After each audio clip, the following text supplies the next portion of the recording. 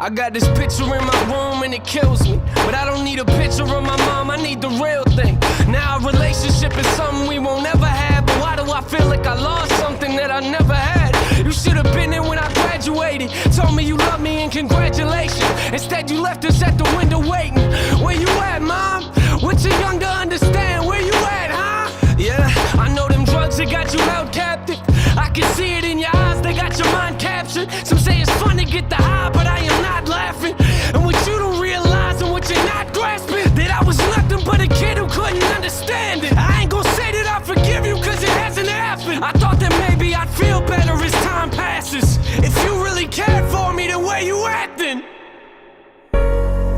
Why would you leave us? Why would you leave us? How could you leave us? How could you leave us? Why would you leave us?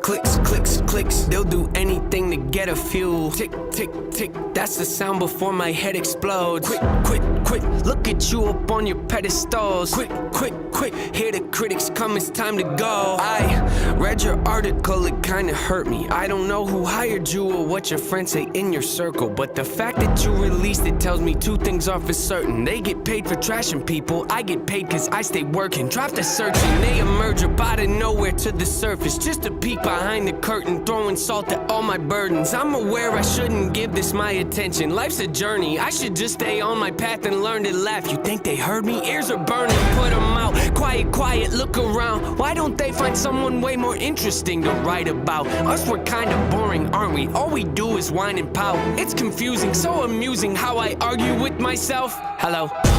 I spit it with these, so leave it to me. Doubt it, but you better believe I'm on a rampage, hit them with the record release. Depending a week, I'm probably gonna have to achieve another goal. Let me go when I'm over the beat. I go into beast mode like I'm ready to feast. I'm fed up with these thieves trying to get me to bleed. They wanna see me taking out. Yep, see what I mean? How many records I gotta give you to get with the program? Take it for granted, I'm about to give you the whole plan. Open your mind up and take a look at the blueprint. Debate if you got it, but gotta hold it with both hands. Pick at the bars, you gotta be smart. You really gotta dig in your heart if you wanna get to the root of an issue. Pursuing the mental could be dark and be difficult, but the payoff at the end, if it can help you to get through it. I paid my dose, made it through. Woo, woo, woo, spread the news. I'm on the loose. Woo, woo, woo, making moves. I need some room. Woo, woo, woo, always cold. Well, don't assume, don't assume. Hey, I'm the truth. Oh, they want some proof here. Don't be rude, something new. Even when I lose, I make it look cool. Do the show, then we hit the room. Life is looking old. What to do?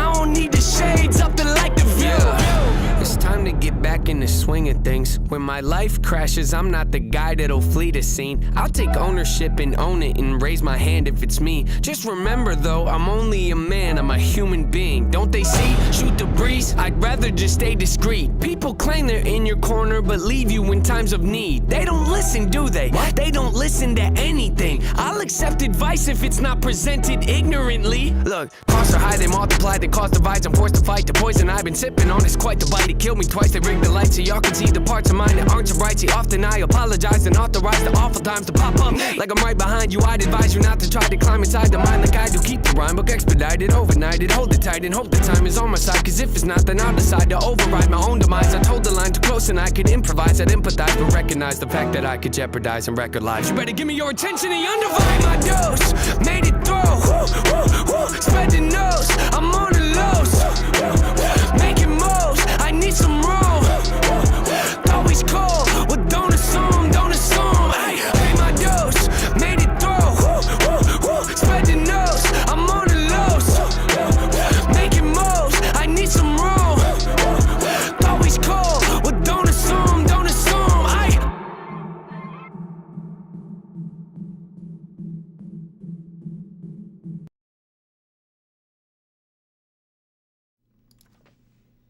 Yo, it is time. What is up, everyone? Hey, welcome back to my live stream. If you don't know who I am, my name is Tyler.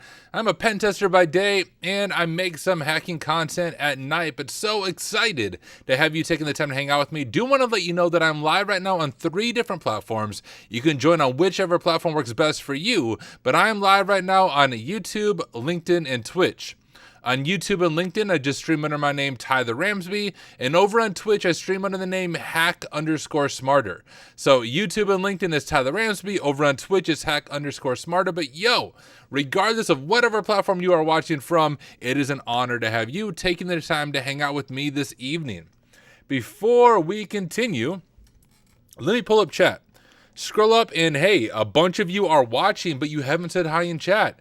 Shame on you. Say hello. Even if you're just here to lurk and you're like working, you just threw me in the background, or maybe you listen to my voice while you sleep. I don't really care. Say hello in chat. Would love to hear from you. But looking at chat, we got the real Bilbo checking in. First Blood. We have Zero Cool. We got BZ, formerly Baby Zaddy. Let me scroll through. We got Dombone. Yo, yo. We have the one and only Nox Lumens working on the Beanstalk Capstone, which if you have not heard of the Beanstalk Capstone, it means you have not purchased my AWS pentesting course. You should stop this video and go purchase it right now. You can get a full hands-on course created by yours truly for only $20 for lifetime access, all about AWS pentesting. That price is going up June 1st. So if you haven't bought that course, make sure you do. I have a quick promo I'll show you later on, but let me work through chat. What up, Drewzilla? What up, Nade Sec? What up, Chaos Tricks? What up, It's Me, Double CK? We have Drake texting story. We got Mr. Diesel Doug. What is up? Real Bilbo said, being first doesn't matter. What matters is we are here to support Tyler and the community. Thank you. I agree. What up, 444C?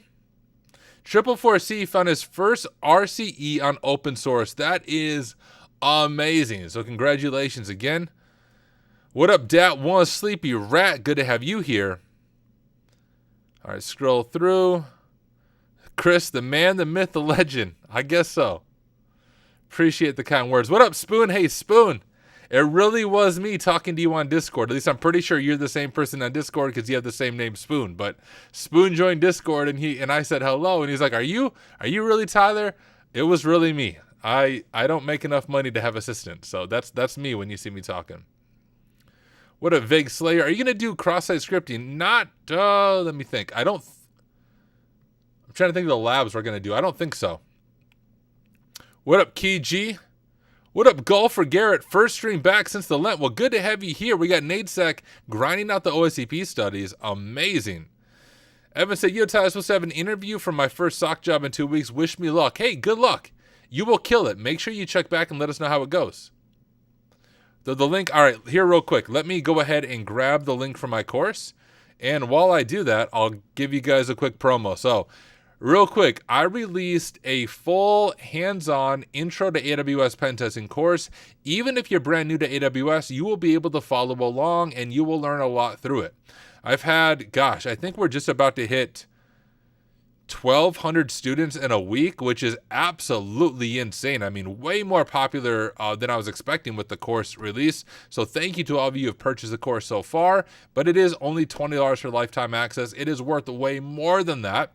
You also get 14 CEU hours by working through the course. But let me go ahead and play this promo for you, and then I'll drop the link. But do want to let you know, this live stream is sponsored by me, by Tyler Ramsbey. So thank you, Tyler, for making this possible. Hey, you're welcome, Tyler. Here you go. Check out this promo real quick while I get the link pulled up. My Intro to AWS Pentesting course is available right now for only $20 for lifetime access. This course covers everything from setting up your own AWS Pentesting lab to IAM enumeration and Lambda and S3 buckets and privilege escalation, all ending with 2 full capstone challenges created by me based on things that I see in the real world when doing AWS pentesting. So go ahead and get signed up right now and learn AWS pentesting for yourself. Happy hacking. Thank you, Tyler, for sponsoring this live stream. But for real, guys, I put countless hours into this course. I am not joking when I say I could have rightly charged $200 to $300 for this course, but I really do believe cybersecurity education should be affordable and accessible for everyone. So I priced it at early launch at only $20. It is going to go up on June 1st, but it's not going to go up by much. So like the full price of the course on June 1st will be $34.99, really $35, but you know, silly marketing. But $34.99 is what it will increase to on June 1st. Still like a crazy good deal, but even crazier right now that you can pay $20, you get lifetime access, including all future updates to the course. So if you have not bought it, go do it. Let me go back and chat. I want to make sure I'm not missing anyone. Scroll up. Chaos Chicks trying to get to the capstones by this weekend. Awesome. And you'll know this when you go through the course, but at the end of the course, there's 2 full capstones created by me based on things I see in the real world, as you heard me just talk about in that video. But the biggest thing I promote with those capstones is I want you to make something, right? Whether it's a written walkthrough on a blog or a YouTube video or a walkthrough, the best way to learn is by teaching. And that's why I started my YouTube channel. I started my YouTube channel 3 years ago just to teach what I was learning, and you should do the same thing. So as you work your way through the course, there's multiple opportunities for you to create your own write-ups or your own videos. Do that and tag me in it. Share a link to the course for others who want to check it out. But I think you'll really enjoy the course. I can also say for like the very small number of people who are like, hey, I have a bug here, or hey, can you change this? I responded to each one of them like within an hour, I think, because I don't have a life. So I'm also very responsive. If you run into issues, just tag me over on Discord, either on the Simply Cyber Discord or in the Hack Smarter Discord. I'll respond to both. Dome said, just bought the course. Amazing. What Muakus, if I can say that right? It was me. Glad you remember that. Yes, I do remember talking to you, Spoon. I actually told my wife about that. I was like, yo, I'm clearly famous. And I told her that story. What up, Mary Ellen Kendall? Good to have you here as well, my friend. What up, Cyborg Hacker? I sent a request for LinkedIn. Yeah, I have like over 4,000 requests on LinkedIn. So guys, if you want me to add you on LinkedIn, I will. But you need to tag me on Discord and be like, yo, Tyler, check your DMs. And then DM me your LinkedIn profile on Discord and I will add you. But if you just send me a LinkedIn invite, I have 4,000 plus. There's just too many for me to go through. I even tried to use JavaScript to just accept all of them, and I got rate limited by LinkedIn. So there's not much I can do there. Hey, thank you, Real Bilbo, for the kind words about the course. What up, Jimmy Barrios? Good to have you here. So is AWS the way? Breaking into the pen test side is ridiculous. No. I know I say that as someone who made the course. AWS pen testing is a niche. I mean, it will help a lot if you want to be a cloud pen tester or a cloud engineer. But like for me, I do all kinds of pen testing. I would say the best skill to have to break into your first pen testing job are solid web app pen testing skills. That's what we get the most of where I work, but we also do get a lot of cloud stuff. But like in my day-to-day job, I do pen testing for a living, and I do cloud, AWS, Azure, and GCP. I do web apps and APIs. I do mobile apps, both Android and iOS. I do external networks and internal networks. I do social engineering. You name it, I probably do it, but I enjoy that. I'm not amazing at any one of them, but I'm good enough at each one of them to do a little bit of damage when I'm doing a pen test in a good way. Evan just bought the course. Amazing. Thank you, Tyler, for sponsoring this live. Thank you, Diesel. You are welcome. What is AWS? Would that be useful to learn with cross-site scripting? AWS is Amazon Web Services. Most of the internet runs on top of AWS as the backbone. And so as a pen tester, I'm often doing pen tests on Amazon Web Services or AWS. It's a whole like massive field, which is why I made a course about it. Hello, sir. Hope you're doing good. What advice do you have for people starting to learn cybersecurity but are from a non-technical background? It's difficult for us. Grind. You need to grind. You need to learn. Like, consistency is so important, y'all. I work full-time during the day. I have a wife. I have 2 young kids. I spend my evenings with them. They go to bed. I'm back on here. If I'm not streaming, I'm still likely back on my computer, working through labs and learning on my own. And that, whether you're non-technical or technical, it just comes down to, are you able to put in the time to learn? There is no shortcuts in this field. I come from a non-technical background. Guys, I've only been in IT now for 4 years. I switched shortly, like during the COVID-19 pandemic. I was a pastor for 10 years. I have a master's degree in divinity, theology, philosophy, all of that stuff. Nothing technical at all. And I switched to IT 4 years ago. It took me about 2 years to become a pen tester. So if I can do it from a fully non-technical background, you can too. But I would say the difference between me and maybe most people is I thoroughly love learning. And I'm always online, for good or for bad, working through labs, teaching myself the next thing, trying to create content. And I think that's what's helped me stand out and help me succeed. Additionally, I don't know what field you're coming from, but look at what skills you have from your previous field that you can use to kind of level up in cyber. And my Kali instance just bugged out. Silly Kali. But for example, for me, from being in pastoral ministry, I spoke to, hundreds of people every single week for 10 years. So communication is a strong gifting that I have, public speaking, all of that good stuff. So I thought, hey, I'm going to switch over to cyber. I would switch into IT. I don't really know what I'm doing, especially in the beginning, but I'm able to speak and teach well. So I kind of have harnessed that as a superpower. Why can I not log in? Come on. All right, 1 second. Oh, my freaking caps lock is on. Come on, Tyler. How much of a noob are you? I told you guys. Non-technical background. Anyways, let me keep scrolling. Wait, lifetime for only $20, $35? Dang, exactly. The Real Bilbo said you could charge $575. It's easily as good as any on-demand training in anti-siphon. Thank you, Real Bilbo. You heard it from him, not me, but I really do think the course is one of the best out there, and I'm not just saying that because I made it. I made the course because there's nothing out there like it, especially at that price point.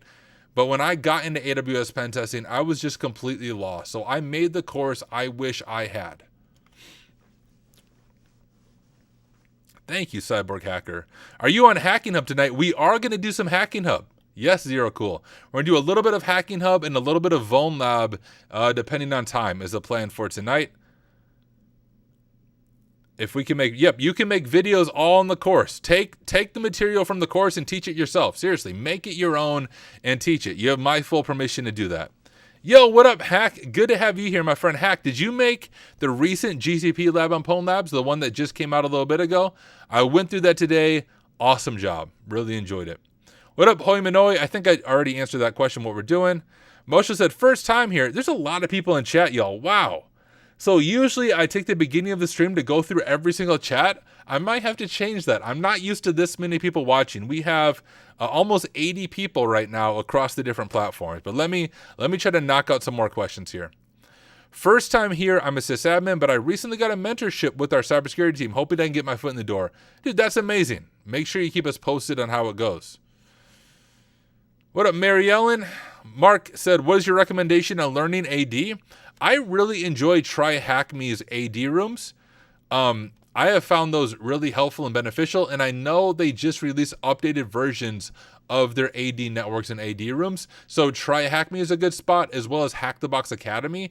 Hack the Box Academy has an entire attacking, well, now they have a cert. When I went through it, it was just like one section, not really a section. I don't know what they call it, but there's like attacking Active Directory. I went through that when I was prepping for the OSCP. It was definitely an overkill, but TryHackMe has some good resources, and so does Hack the Box Academy.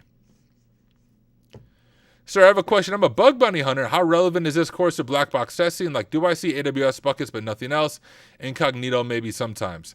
My course on AWS pen testing probably is not going to be the most helpful for bug bounty unless you're on, what are those teams called? It's on the tip of my tongue.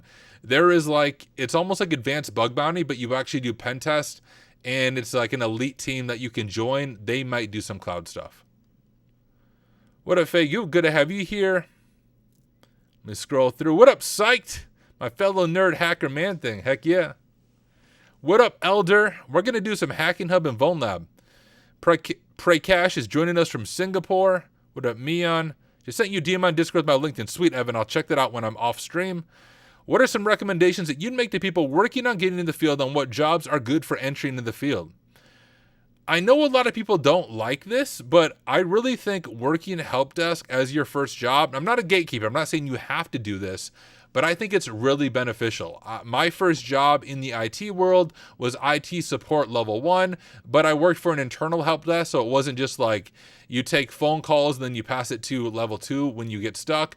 I had full permission to troubleshoot, to go deep. That's where I learned Active Directory. That's where I learned some security stuff, all on the front lines of an organization working in the help desk.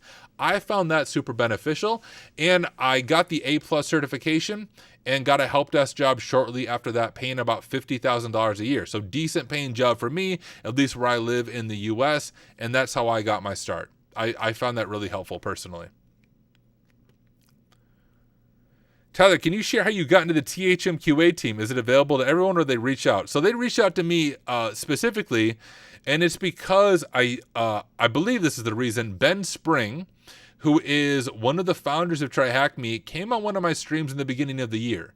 And he was in chat just like all of you, and he said, hey, Tyler, what are some things Try Hack Me is doing well, and what are some areas of improvement? And I was very critical. I was like, hey, things that you're doing well is content accessibility. What I don't like is many of the standalone machines suck. They're very CTF-y, very puzzly, nothing like what I see in the real world. You should work on that. And it was like the next day, Try Hack Me sent me a message saying, hey, do you want to be on our QA team to help us evaluate machines? And I was like, yeah, let's do it. So that's how I got on it.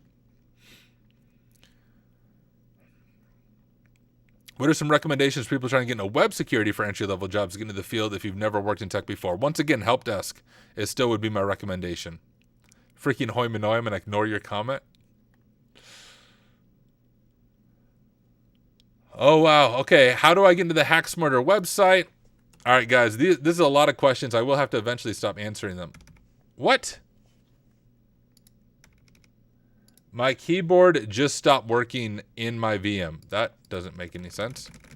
Okay, my VM's having an issue, guys.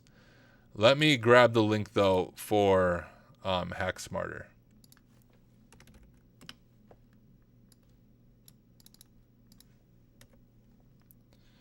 So I'll drop the link in chat for the Hack Smarter terminal.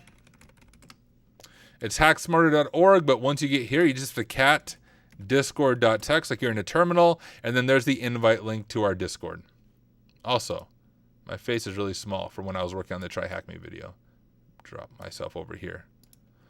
All right, now since my VM crashed, apparently it thought I was answering too many questions. Let me see if I can boot this back up.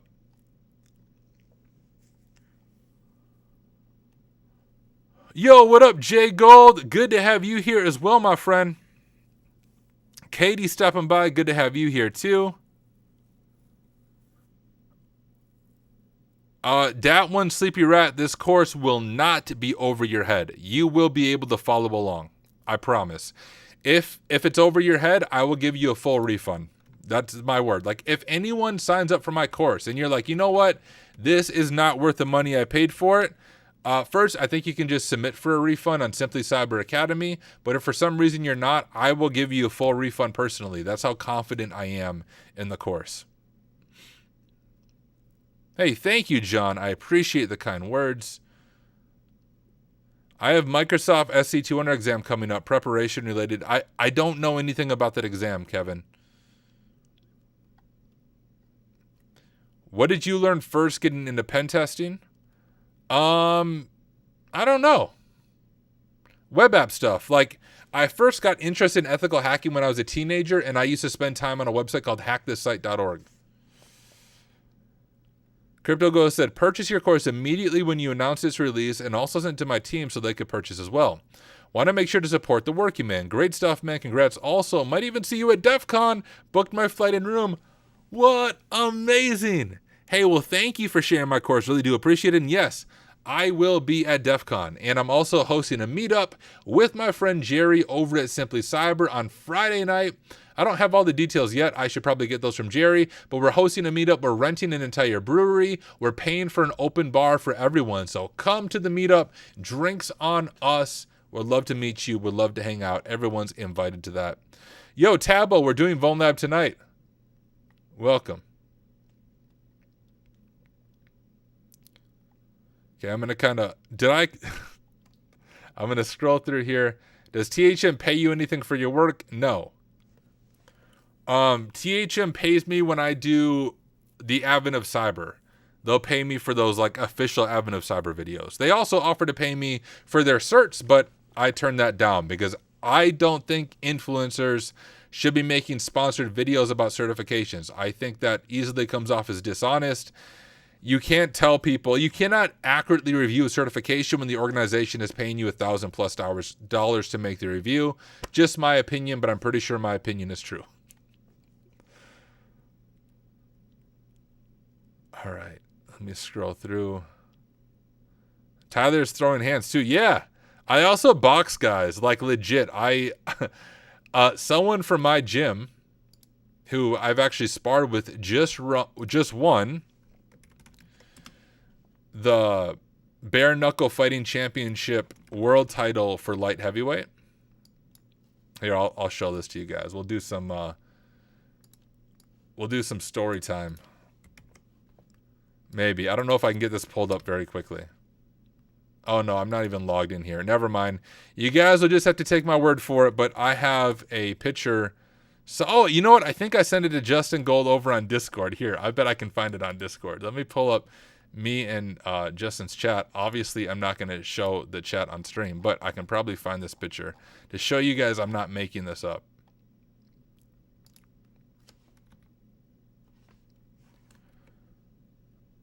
Okay, I'm not showing anything sensitive in the screenshot. Cool.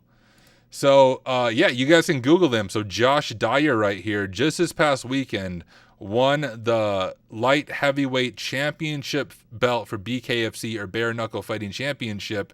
This is me and him after a sparring session. You can see I totally beat him up. I didn't, but I was still standing. I don't remember how many rounds we did, but we did quite a few rounds back to back. You can see I'm not bleeding.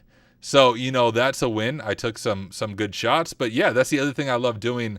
I love combat sports. I love boxing. So if anyone wants to throw hands at Vegas in a way that's not, you know, angry, but if we can find a boxing gym, I will go toe-to-toe with any of you right now in the live stream if we can find a gym that lets us. Truly, I love boxing. I will not hurt you, but I will punch you as hard as you punch me. So if you try to hurt me, you will get hurt in the process. I'm waiting for the Cybersecurity Influencer Clash. I'm pretty sure I would win that if it happened. So that's also open invitation. Any other cybersecurity streamers, YouTubers, whoever you are, I will fight you at DEF CON 100%. We can live stream it for all I care. That's my open invitation. Okay, scroll through.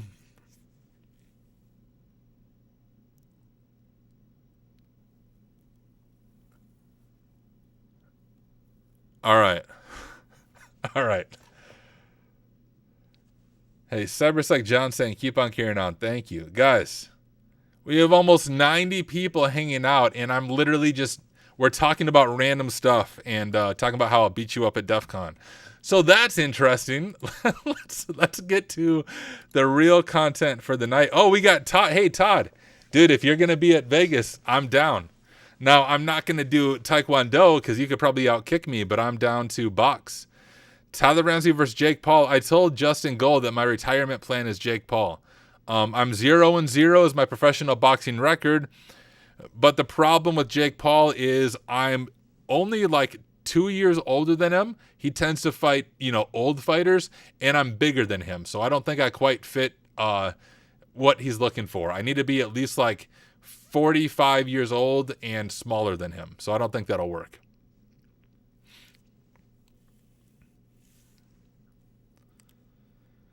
I failed the OSCP with 60 points. Dude, that sucks.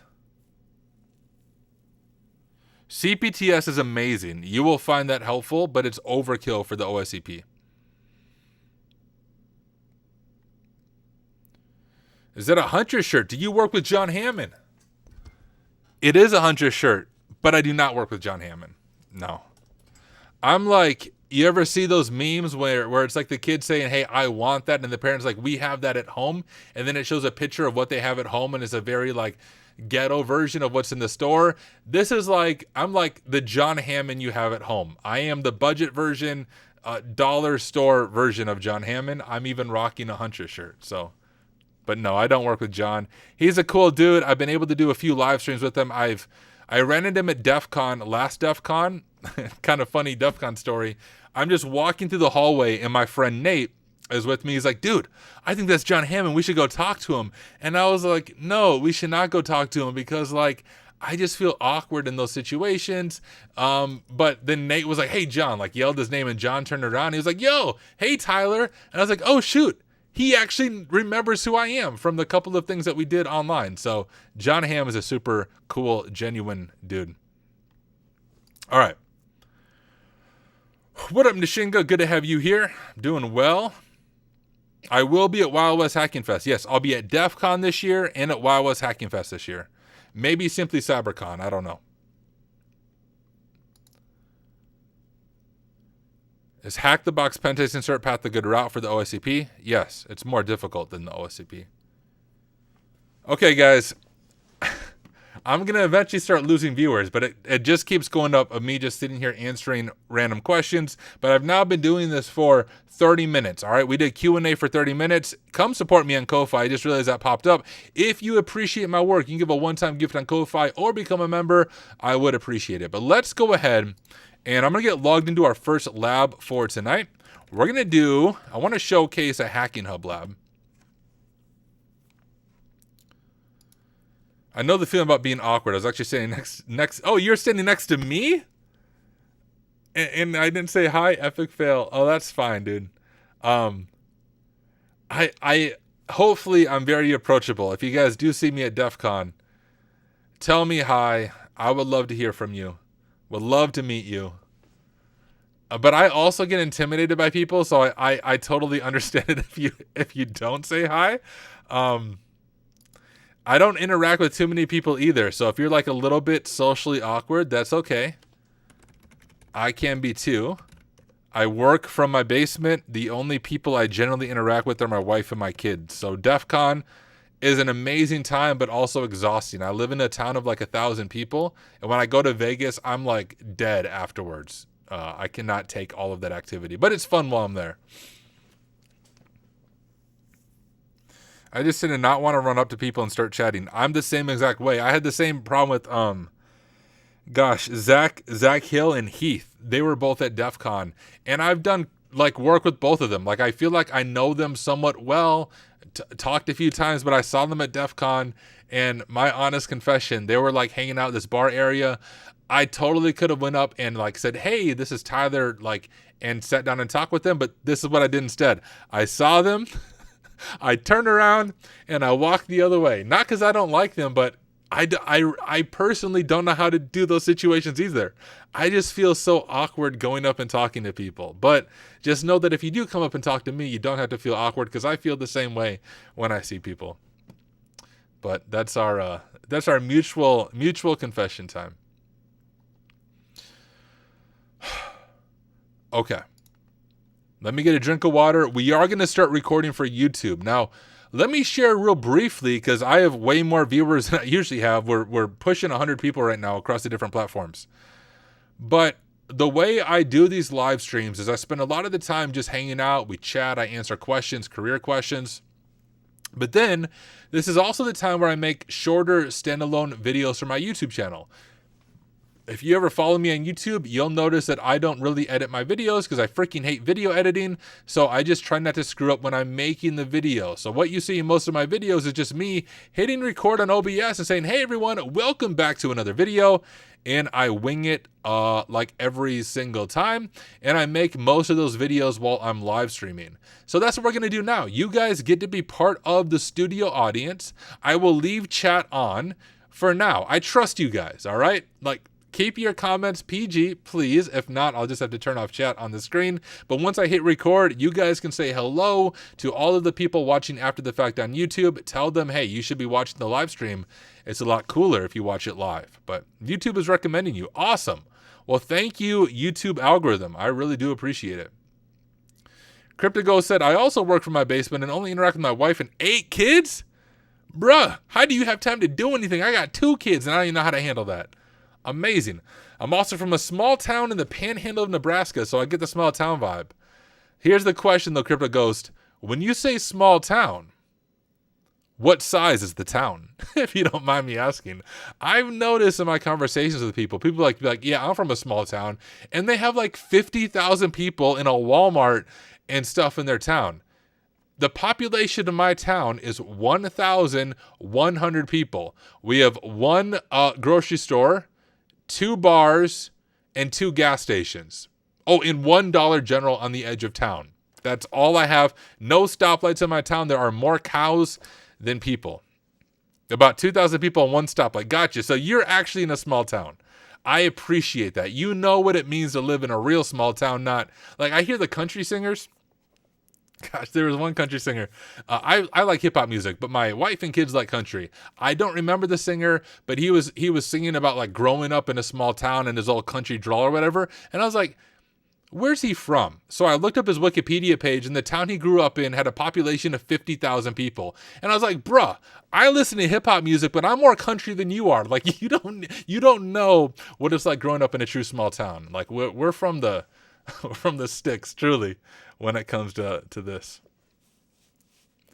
Your canines are insane. You're not fooling me. Are you a vampire? I've done the research. I am. I am a vampire. Yes. So that's the thing. That's why I learned boxing. We box, and then I eat your flesh, and you get turned into a vampire. That's what Hacks Murder really is. Me social engineering people so I can consume them. Got dark fast. Hey, new donation. Oh my goodness, thank you. Hey, before we continue, I told you we were going to get started, but I want to properly thank whoever made this donation. Let me get it pulled up on my other screen. Unless they want to be anonymous. Oh, it was Anush. Hey, Anush, thank you so much for the donation over on Ko-Fi. You are amazing. I think you've donated multiple times, so thank you for your generosity. You got a sub too. Oh, nice. Thank you. So yeah, for those of you on Twitch, I cannot see like the Twitch activity over on Restream. So if things go on in Twitch, like if people sub or if someone raids me, if you guys can just let me know in chat so I can thank them, I'd appreciate it. But thank you to the person who subbed. Show your fangs. You have to donate to see my fangs. I'm going to keep my mouth shut. You have to donate money for me to show off fangs. All right, guys. Let's actually dive into the video this time. I need to make sure this is set up right. It is. There we go. Only fangs. You're right. That's what we'll call it. Only fangs. Every time I pop a shell, you see a fang. My town is pretty small, about 300. Oh, wow. You got me beat. Got more chicken and cows than 3 times our population. I love it. It was Matt the Myth that sub. Thank you so much, Math the Myth, for the sub. Really do appreciate it. All right, we are now going to start recording the standalone video for YouTube, but I'll still keep my eye on the chat, and you guys will be on the screen. So you get to be part of this YouTube video. With great power comes great responsibility. Please keep it PG. If not, I'll just have to turn off the chat on the screen. But here we go. Actually, let me remember where this is even at. Here's remote binge. Beautiful. Am I logged in? I am logged in. If I view hub.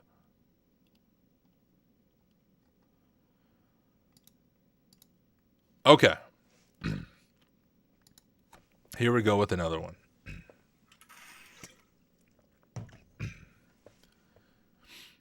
I need to think how I want to do my intro. In this video, we are going to dive back into HackingHub. Now, this is a platform I've shown off a few different times, but it's an amazing platform. And one of the really cool things about it is all of the content is free, which is mind-blowing. The only exception is there's a few paid courses on the platform, but all of the hands-on labs or the hacking hubs are completely free. The hub that I want to showcase today is called Remote Binge, and it's based on a real bug bounty that was found on Netflix. Now, if you're new to HackingHub, real quick TLDR how it works, HackingHub has different CTFs and different challenges, but all of them are based on real bug bounty and real security reports in the real world. So this isn't silly cryptography, things that you won't encounter in the real world. This is real hands-on bug bounty and security research that we get to work with. Also, if you can't tell by the people on chat, I am making this video while I'm live streaming. If you've never attended one of my live streams, this is where all the cool kids hang out. Make sure you subscribe and you turn on notifications so when I go live, you are notified. But without any further ado, let's go ahead and dive into HackingHub. Now, I already shared this. Everything I'm going to show you is completely free, and I'll turn chat back on. I realize you guys disappeared. There we go. Everything I'm going to show you is completely free, so you can make your own HackingHub account and you can follow along. Now, I do want to be transparent. I did go through this lab already ahead of time. Now, sometimes when I make these videos, actually most of the time when I make these videos, I go into it completely blind. I have no idea what to expect, and I spend half the time stumbling around. I did go through this lab ahead of time just when I was checking out HackingHub in a little more detail, and I love this lab because it is rather simple. It's an easy thing for a beginner to get started with, but it also shows you how that if you do good recon, you can make good money doing bug bounty and doing security research. Now, I don't do too much bug bounty. My biggest bug bounty was $2,000, but let's go ahead and dive into this one. So I'm here right on the HackingHub website under all, and we're going to check out Remote Binge and exploit a Netflix-inspired remote command execution vulnerability to take control in this bug bounty theme hub. Now, one of the leaders of HackingHub is Nahamsek. You may have heard of him before. I have a meeting coming up soon with him and a few of the other founders of HackingHub to see if we can do some more formal partnerships. I'm going to have some vouchers to give away to their courses, which is awesome. But hey, I'll just be honest. Nahamsek probably did a better job in his video about this. In his video, I do recommend you check it out. He actually interviews the person who found this bug to get the background details on it, and then they walk through the lab. Now, I think I'll be able to teach through it well enough and that you'll learn a lot from both of our videos. So make sure you check out Nahamsek's video and check out my video, and I think you'll learn it from a few different perspectives. One from a bug bounty hunter, which is Nahamsek, and one from a pen tester, which is me. But once we are on here, you can see this. The person was able to make $5,000 from this bug that they found on Netflix. I'm going to click Launch Hub. And the hub that we're going to look at is actually really a direct replication of the bug that was found.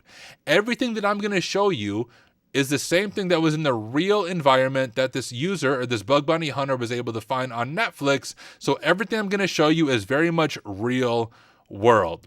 Let's go ahead and dive into it. I'm going to open up Kaido. Now, if you've never heard of Kaido, Kaido is a web proxy audit kit. If you think of like Burp Suite, Kaido is similar, but written from the ground up in Rust. Now, the reason I showcase Kaido on so many of my streams is because it's much more affordable and accessible than Burp Suite. Now, I still use Burp Suite Pro for my day-to-day job as a pen tester, but Kaido, in my opinion, is way better than Burp Suite Community Edition. It doesn't rate limit you on random attacks, and honestly, the UI of Kaido is so much better. Chef's kiss compared to Burp Suite, and especially compared to OWASP's app. So let me go ahead and click start on my Kaido instance. You can create your own free Kaido account to follow along. I already have HackingHub here pulled up. I'm going to create a new project, and we'll call this Remote Binge, I think was the name of the hub, and we will do create. Now I'm going to go over to Intercept here and just open up the built-in browser because I always forget to turn off the proxy when I use Foxy Proxy. We'll close out that certificate warning, and we'll dive over to here. I'm going to grab our scope, which is just going to be our URL, and we will dive in. Does it have a free version? Yes. So Kaido has a free version that provides you almost all the features that you need. But here is roughly what the web page looked like when they found this on Netflix. It was I believe, a subdomain owned by Netflix. So it wasn't like on Netflix.com, but it was a domain in target scope for the Netflix.com public bug bounty, and they were able to find $5,000 here. But instead of just giving you all the answers, I want you to really think through this yourself. Imagine for a moment you are doing a bug bounty or you are doing a web app penetration test, and you come across this domain right here that says step into the action and accepts an email and a file upload and how we can create a wanted badge. What are some of the things that you would think through and some of the things that you would check? Now, what I really want you to do, legit, is I want you to pause this video and think through this. Maybe jot down a few notes, because you learn something by watching me. You learn a lot more by thinking through things yourself and just giving it a shot. So pause the video and think about what you would do. All right, hopefully you did that. Hopefully your video is on pause. The first thing to do is just use the application like a normal user. You can't really break something without understanding how it functions in the first place. So let's first just use this like a normal user. I'm going to go ahead and use this email, kairosec.com. Kairosec is my LLC. There's nothing on there now, but I started an LLC with the release of my courses, just honestly so I can manage the finances a little bit better. And all the money that comes from my courses, I'm not touching. They're going into a big project I can't tell you guys about yet. But we'll use Tyler at kairosec.com. And now we need to choose a file. So let's just choose a file. I don't even know what files I have. Let's first just create a file. I'm going to open up my terminal. I'm going to CD over to, not Volab, HackingHub, and we'll make a directory called remote binge. We'll CD into remote binge, and I'm going to go ahead and touch hello.txt just to make a random blank .txt file. And John Doe is correct. If you have a .edu email, you can get a pro version of Kaido for free. So you can check that out on their website. Anyways, let's try to upload this file and let's just see what happens. I'll go to HackingHub, remote binge, hello.txt. I'm also going to turn on my intercept so I can see what this looks like when it goes through. And I'm going to click create wanted badge. Now over here on Kaido, we can see what the request is. I'm going to do Control R on my keyboard to send this over to replay so we can quickly modify the request and see what happens. But you can see we just have a post request right here to the root directory. And we are specifying our file name of hello.txt. And we have our content type of text.plain. Of course, I'm not actually sending anything in here, but let's click send and see what happens. We'll scroll through and it says invalid file type, only GIF files are allowed. Well, that's interesting. So there's a few different things that we can do. If it says only GIF files are allowed, let's test this out. Let's first I'm going to say this is a text file for the lulz. For the fun of it, we'll add some content to our file. That should still fail. And you can see invalid file type, only GIF files are allowed. Now we can try to change .text to .gif. Maybe the application is checking the file extension. And if we just update the file extension, we might be able to bypass this file upload. We'll go ahead and click send. Scroll through. And it says invalid file type, only image GIF files are allowed. So that does not work. The other thing we do is update the content type, and I think it's image/GIF, but I'm not entirely sure. So let's go ahead and search for GIF. MIME type, I think, would be the correct thing, and it is image/GIF, so I was right for the MIME type. And that's the content type right here. Now, sometimes when you're doing a bug bounty or a pen test, you're able to update the content type, and you can actually bypass file upload restrictions that way. One fun real life story of this is I was able to make myself a little bit smaller so you guys can see the screen a little bit better. But on a real life web app pen test, I was able to do a similar file upload attack, and I was able to get a full web shell and get RCE on their Linux web server by doing a file upload bypass this way. So let's try changing the content type. We'll do image/GIF and hit send. Scroll through and it says invalid file format, only GIF images are allowed. So that still is not going to work for us. So then what options do we have? Well, we already checked the file name. We can say, hey, if we update the file name, that doesn't work. We can change that back to text. Updating the file name does not bypass the file restrictions we have here. We also know updating the content type does not bypass the file restrictions that we have here. But there's one more thing to always check when you're doing a file upload, and that is something called the magic bytes. Now, each file has magic bytes that come before the file name that often tells whatever's parsing the file, this is the file type that it actually is. Now, let me show you what I mean by that. If we just go over to Google, we can do GIF magic bytes.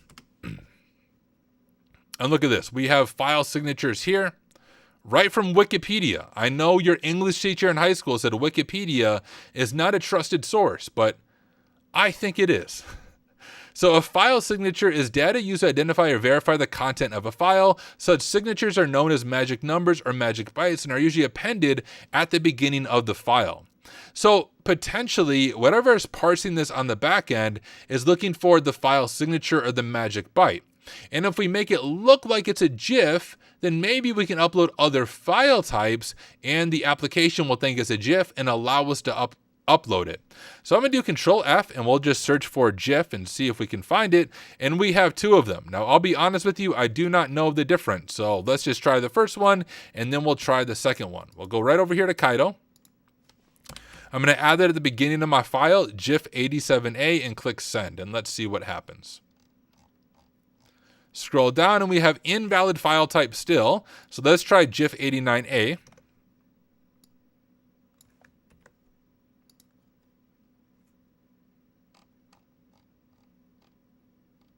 And we have invalid file type, only image GIF files are allowed. Now, I'm pretty sure that was going to work, but I have an idea of why it may not be working. I think it's potential that our image is the issue. So I'm just gonna do like hacker image, or not our image, our .text file. It might work better if we actually try to upload an image. So let's go ahead and try that. I'm gonna grab one of these cool hacker images. We'll do right click, save image as, and we'll just say, I'm a hacker, lol. I'm gonna go out to Tyler and we'll go to we'll go to HackingHub, remote binge right here, and drop in our JPEG. Let's try to upload this and then see if we get anything different. We'll do Tyler at Kairosec again. We'll go choose file. I am a hacker, lol. We'll go over to Kaido. We'll turn on intercept. We'll click create wanted badge, Control R to send it over to replay. And now we have this image sent in here. What if we add, first I'm gonna click send. Seems like A and B indicate the GIF version. You're probably right, a random guy. It's actually a good call. But you can see that this image doesn't work. Let's jump back over to this. What if I grab GIF89A and put it at the beginning of this? Like so.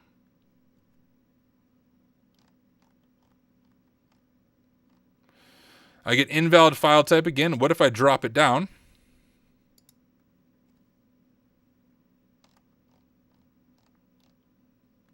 And I still get invalid file type. At this point in time, to be honest with you, I'm not entirely sure what I am doing wrong here.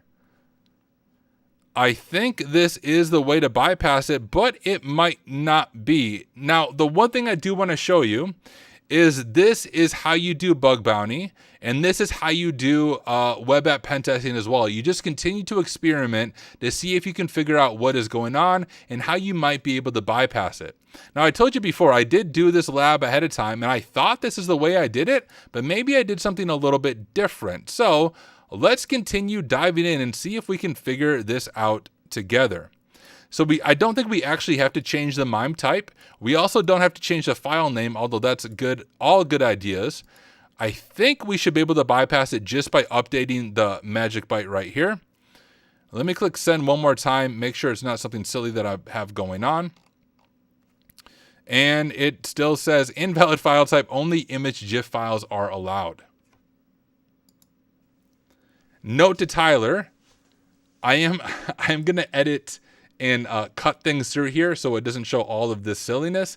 But I'm not joking, guys. I am 99% certain this is how I did it, but clearly it's not. I'm gonna pull up my notes real quick and see if I can figure out what I might be missing. Give me just a second, y'all. Maybe.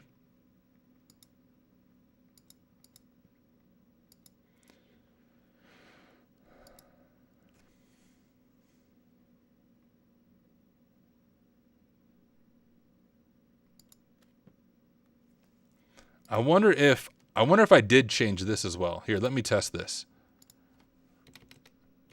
Did I change the content type and add magic bytes? That's potentially the issue.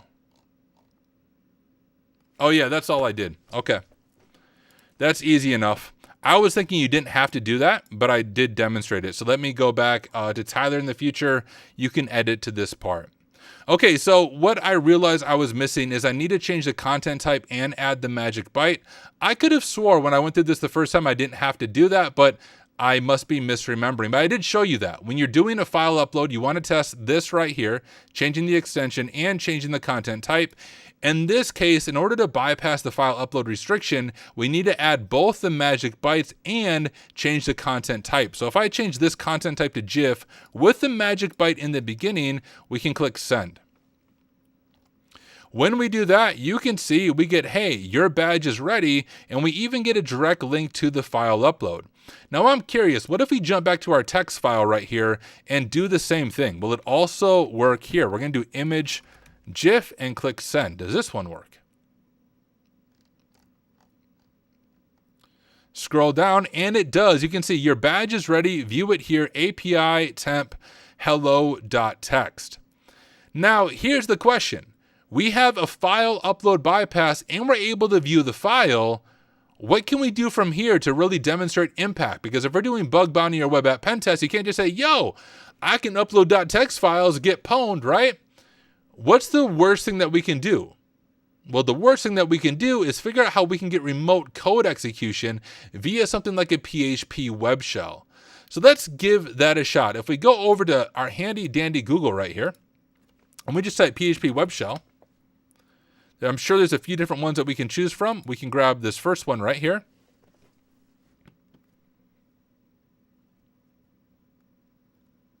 Maybe. And this is just taking our value, PHP. It's going to give us a little like web form it looks like, and we can execute commands. Let's give that a shot. So I'm going to replace my text information with this, and I'm going to change it from hello.txt to hacksmarter.php. Like so. All of that looks good to me, and we will click send.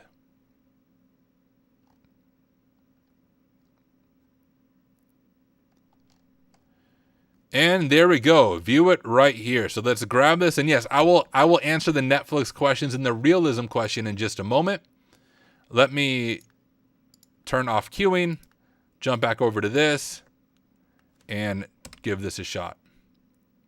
You can see I messed up the freaking URL because I'm a genius. There we go. And if we do who am I?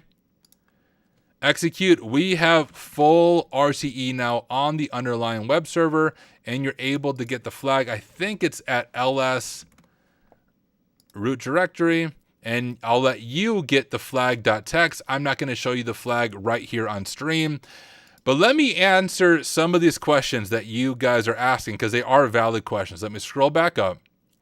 A random guy said, are you seriously telling me that this was on a Netflix subdomain? Yes, and I recommend checking out Nahamsek's video where he interviews the bug bounty hunter who found this.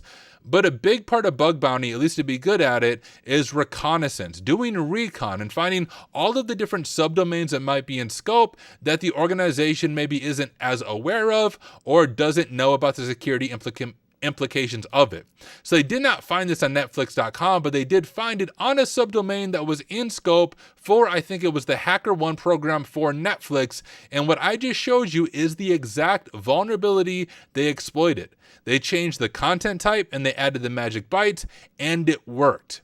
Now, I will be the first to admit that this isn't the most common thing. I have seen it one time doing web app pen testing. It was a little bit different, and it was a Java web app, but similar file upload bypass that allowed me to upload a .jsp file to give myself a full web shell on the client's infrastructure. So it's not unheard of. But what I can say from when I did it on the web app, I did it to a application that has been pen tested, I think, for 8 or 9 years in a row.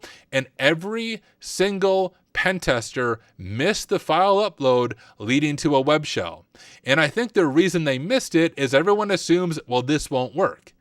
They assume that this is this classic like CTF file upload bypass. Surely it's protected against that. So people sometimes don't try the simple things. At least from my experience. I can't speak for this bug on Netflix as I didn't find it, but I can say from my experience, people often overlook the simple things, and that's why you don't find it. Another bug bounty story for you. My largest bug bounty was $2,000. It should have been more. Essentially, I could have taken over any user, including admins, on a massive website. I was able to dump their MFA reset token, so even if they had MFA enabled, I could take over their account, but I had full account take over any account that I wanted. It wasn't super technical. This is what I did. I logged into the application and I just looked at every single request in Kaido or Burp Suite. I don't remember which one I used, but I looked at every single request. I sent every request to repeater and I clicked send, and I just looked at the output of the request. One of the requests was revealing a little bit too much information about the users, just a very simple thing that other people overlooked, and I was able to then use that to target any user I wanted to do full account takeover. So from my experience, when it comes to bug bounty or even good finds on a real pen test, sometimes it's as simple as keeping it simple. You may think this would never work. You would be surprised. I find early disclosures, which means an early disclosure on a pen test means this is such a urgent issue that you need to patch this right now because someone could go on the internet and pwn you right now if they find this. I find early disclosures on pen tests probably at least once a month of issues like this on real infrastructure out in the real world when I'm doing a pen test. So it's not unheard of, but a lot of people overlook checking it because they don't think they'll actually come across it in a real bug bounty or in a real pen test. But hey, for those of you watching this video after the fact on YouTube, thank you so much for taking the time to watch this. A shout out to Nahamsek, Adam, the whole team over at HackingHub for an incredible platform. And make sure you guys make a free account and go through this on your own. You learn something by watching me. You learn more by doing it on yourself.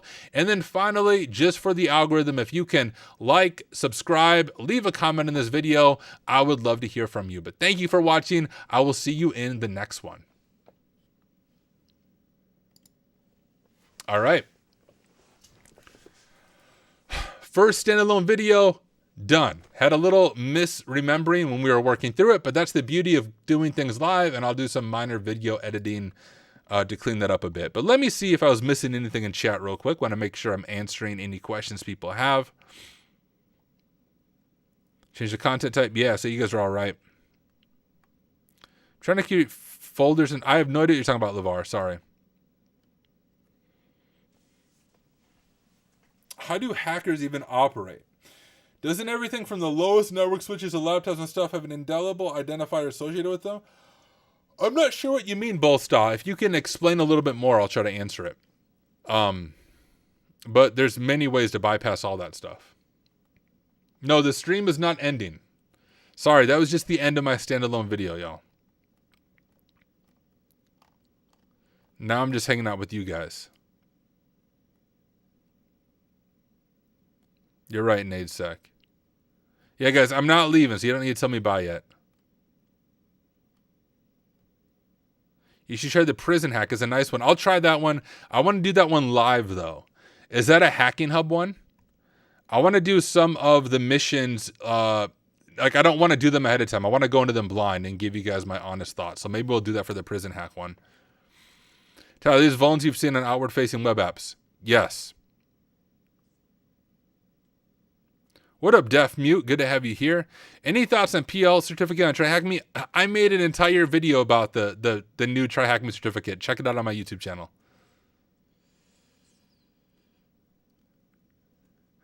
Beamster said, was in the Discord earlier talking about cloud testing. You gave some amazing advice at the end of the AWS course. Recently even made a blog to talk about my OffSec endeavors.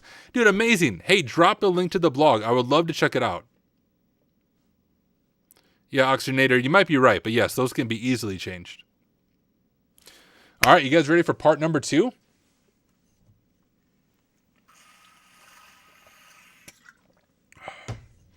I need to get some things set up. So you guys talk amongst yourselves. I'll come back to questions in a moment and chat, but I need to get things set up for Volab. I haven't done Volab on this VM for a while, so I think I need to regenerate my VPN. So I'm going to go ahead and do that.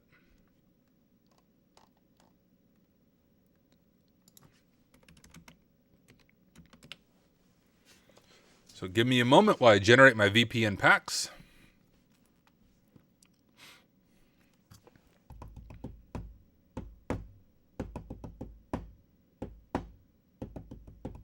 Still generating VPN packs. HackingHub is free. Steve. I saw that using Nmap or dir search can be problematic with too many requests in real pen testing. How can we use those commands without problem? You specify threading. I haven't had issues with Nmap. But dir search, I do -T5 to set it at a threads of 5, and that tends to be safe. Don't use Ferox Buster without anything. You will break networks. It's how often do you use AI in your day-to-day job as a pen tester, and for what purposes? I use it kind of as a brainstorming thing. I also use it to help word certain vulnerabilities, but I'm not super reliant on AI. I think AI produces a lot of AI slop when it comes to vulnerability research and pen testing. I can tell, like, freaking, I hate LinkedIn for this purpose. So much of LinkedIn is just people using AI slop and dropping it as their posts or as comments. I enjoy original writing, original work. So AI is an incredible tool. I do use it for some things, but probably not as much as I should or could. All right, one second, let me get this VPN real quick. I also use it a lot for cloud commands. So if you go through my AWS course, you know that AWS has very long freaking syntax to do anything. So I often use ChatGPT just to get the right syntax for what I'm trying to do.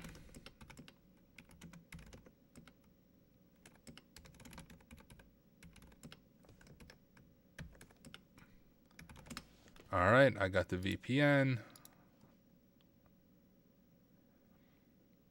Do you think OSCP is still worth it while we already have certs like PMPT and CPTS? Yes, unfortunately I do, because it's still kind of the gold standard for HR. Is Volab free? It is not. Hoyman always said, curious your thoughts. I talked to the head of vulnerabilities at Boeing the other day, who is my family friend. He recommended the college route still over just certs. What do you think? I agree. Am I live on Twitch too? Yes. Hoyman, I'll explain. I agree that a college degree is going to make your life easier when it comes to cybersecurity. Now, I'm a fan of certs. I'm also a fan of formal education, which I know is a little bit out of the norm in the world of cybersecurity, but I have an associate's degree in business. I have a bachelor's in cybersecurity. I have a master's in divinity, and I was working on a doctorate when I switched over to cybersecurity. Now, you don't need a degree to get into cyber. You don't need a degree to become an ethical hacker or whatever you want to do in the field, but a degree helps you get past HR a little bit better than even certs do. Now, if you want to be like a pen tester in an organization like mine, I work for a boutique pen testing firm, which means we're a small team really focused on manual, high-quality penetration test. A firm like mine could care less if you have a degree. All right, just to be blunt. They don't care at all if you have one. But before this, I worked as a senior analyst at a very large bank. It was Alaska Federal Credit Union. They are now Global Credit Union because they bought some of their credit unions, but a large bank, a large financial infrastructure place. Just to get my job there, I was required to have a bachelor's degree. That was just an HR requirement. And I've had a few different jobs like that. So my bachelor's degree has opened quite a few doors for me. And I did it through WGU, which I think is the best way to do it. It's competency-based education. It's fully accredited, just like any other state school. But if you grind hard, you can finish your degree. So I got my bachelor's degree in 7 months, as well as all the CompTIA certs in that time, all included in my degree program. So I do agree. Having a bachelor's degree will be helpful in your career, especially help you break into the field alongside of certifications. And on Twitch, I stream under the name hack_smarter, a random guy, if you want to join over there. And thank you, John Doe. I appreciate it. Yeah, guys, I'm not saying you need a degree to get into pen testing. I don't even think degrees help with pen testing. I learned very little about being a pen tester from my degree. They just help you get past HR. That's just facts. You can disagree with it, but unfortunately, it's a fact.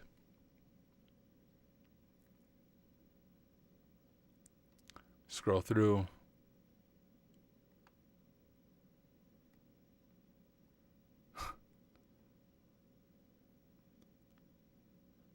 Yep, exactly. Same with OSCP. I don't like OffSec. But unfortunately, the OSCP is one of the best ways to at least get to the interview stage for a pen testing job.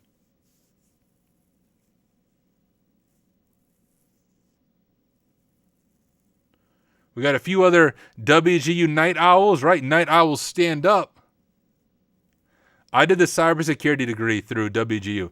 The cool thing about WGU is like the way you pass most of the classes is by getting cert. So for example, to pass like one of their pen testing classes, you don't even have to take the class. You just need to pass the pen test plus cert by CompTIA.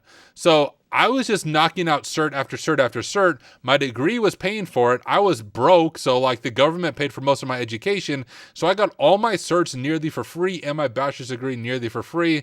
You really can't beat that. Why don't I like OffSec? Because I feel like, well, when I went through the OSCP, it was in 2022. Their shared freaking lab environment was terrible. I paid $1,600 for 90 days of lab access for a glorified PDF and a broken freaking lab environment. And I like raised complaints with them, and they cried. Or they didn't cry. They accused me of like whining and complaining. I was accused by people like in their Discord of just not having the skill to pass. So you know what I did? I freaking passed the OSCP in my first attempt in 8 hours, and then I made a video saying the OSCP still sucks, and I still don't like OffSec, and I passed her stupid exam without using their material. All right. So my hate towards the OSCP isn't because I'm not good enough to pass it. I freaking murdered the OSCP. And I still don't like OffSec.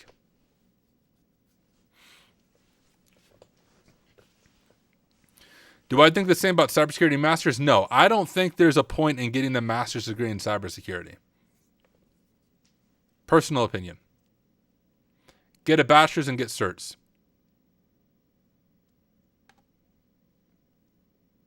Instructions not clear. Do you like it? All right, guys. Let me get this machine launched. As much as I love chatting, I want to show you guys some real hacking content.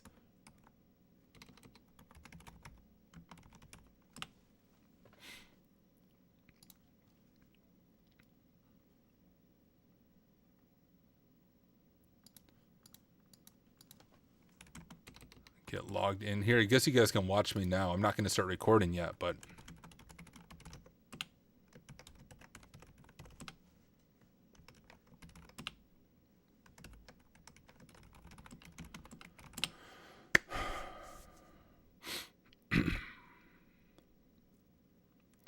they can't take any criticism. Expensive. I guess they edit videos with AI slop and it's just an enumeration cert. It's not worth the money, but HR loves them. Yeah, like the day is coming where they will not be the kings in this offensive security space, but they still are at this moment. I personally, if I were to give you the best cert for the money, I think TCM security stuff is amazing.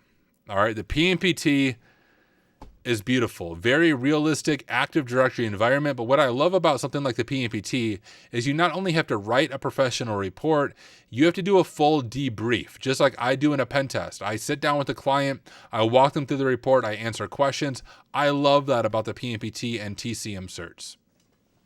Hack the Box as well. All of Hack the Box certs are solid. And try Hack Me too. I did not take the SAL 1 because I don't work in the SOC, but I did beta test the junior pen tester path, the PT1 or whatever they call it. That, I'm not just saying this, guys. That cert is actually incredibly well done. I was thoroughly impressed by the quality and the realism of that Try Hack Me cert.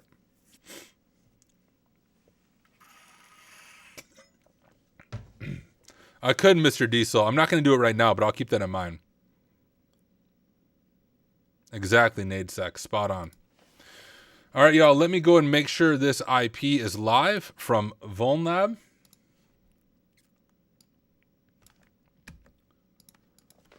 Ping it. And it is. And I'm going to go ahead and get Notion pulled up too real quick.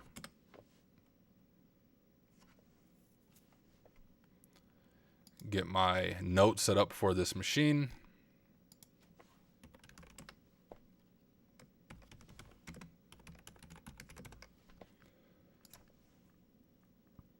Give me just a second.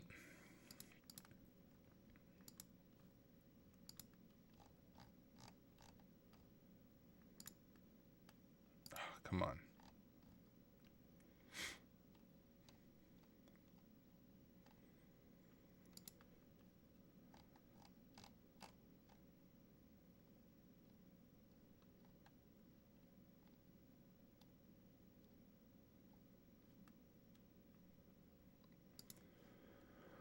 All right. Oh, okay. Our TCM malware search good and planning on one. Yes. Matt Kiley is the one who created the malware training stuff. I actually did an interview with Matt Kiley on my YouTube channel. This was like 2 years ago. But I interviewed him about the course. And if you go back in my YouTube archive, I actually made some videos working through some of the challenges from TCM's malware course. So check it out.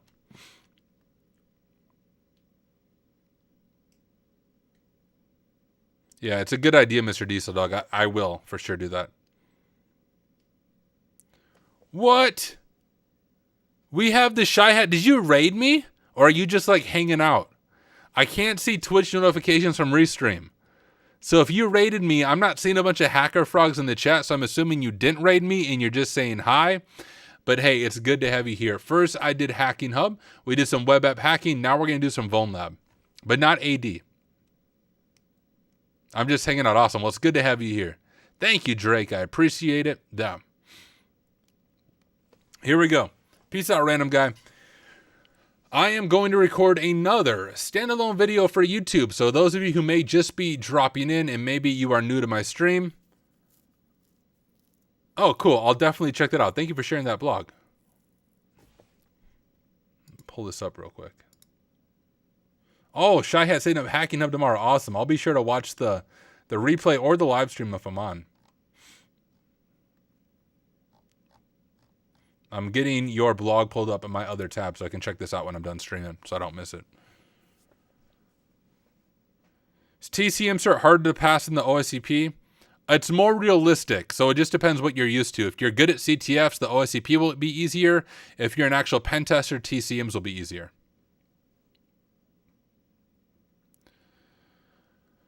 Okay, guys. A new sub over on Twitch. Hey, thank you so much for subbing on Twitch. And thank you, Hoiminoi, for letting me know. For the person who just subbed on Twitch, I apologize. I can't see the Twitch stuff on Restream. I need to figure out a way to fix that. Oh, Nox Lumens gifted the sub. Thank you, Nox Lumens. Thank you, thank you. All right, here we go. We are going to start recording a standalone video for YouTube. What I was saying is what you're watching right now is my live stream, but it's during these live streams that I make my shorter standalone videos for my YouTube channel. If you do not follow me on YouTube, that is my primary platform, although I do stream on Twitch, YouTube, and LinkedIn. You can get all my standalone videos here on YouTube. So real quick self-promotion. If you do not follow me on YouTube, you should. You can see I have over 500 videos on my YouTube channel, various walkthroughs, all of the live stream recordings when I'm done, all the short stuff for YouTube. Let me drop the link in there, but come, like, subscribe, hit the notification bell thingy, whatever the frick the YouTubers say. I don't remember what they all say, but whatever the YouTubers say, do all those things on my channel. Peace out, Vig Slayer. Anyways, what I was saying is this is also when I make those standalone videos. So I'm going to start recording a standalone video, but you get to be part of the studio audience. I will leave the chat up as long as you guys keep it PG. If it's not PG, I'll have to, unfortunately, take the chat off the screen. But I trust all 80 of you right now across the different platforms to keep it PG. We'll see how we do. What is your reason for taking a cert before it's at least 1 year old and really valued by the industry? I'm on TryHackMe's QA team. So I do QA or quality assurance on all of their new releases. So I took the PT1 because I wanted to QA test it. So I was able to find bugs and provide feedback directly to TryHackMe to make it more realistic. That's why I took it. All right, let's go ahead and dive into this. I'm going to start recording. And we're just going to do part one of a machine called Reset, which I believe, here, let me double check my facts. I think this was a hiring challenge.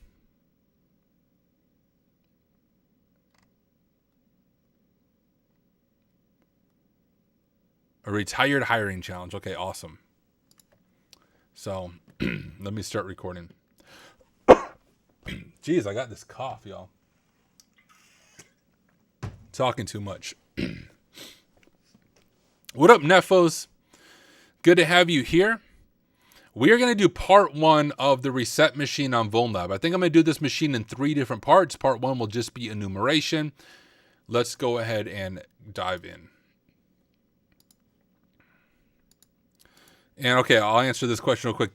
Danilo, if you want to follow me on Twitch, I just dropped a link in chat. All right, here we go.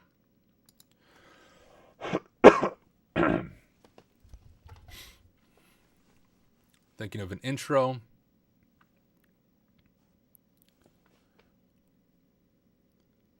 In this video, I want to begin working through a retired hiring challenge.